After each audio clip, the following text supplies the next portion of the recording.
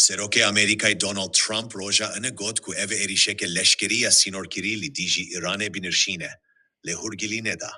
Dema ku cî rojnamevanan li kesra spî hat pirsên ka gelo ev êrîşekeke sînorkirî dinirxîn da. Ku Îranê ne çar bike ku bîrekeftineke navokî razî bîbe.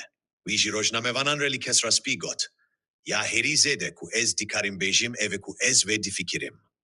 Wall Street Journal di raporeke taybet de roja pençeme evare ragihand ku BiLez Trump êrîşeke leşkerî ya dest pekî û sînorkirî.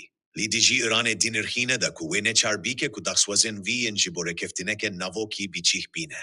Rojnameyê bi îdyaya çavkaniyên agahdart ku êrîşa destpêkê ku eke destûr vere dayîn di çend rojin pêş de dikare vere kirin, de çend hedefên leşkerî an hikûmete hedef bigire.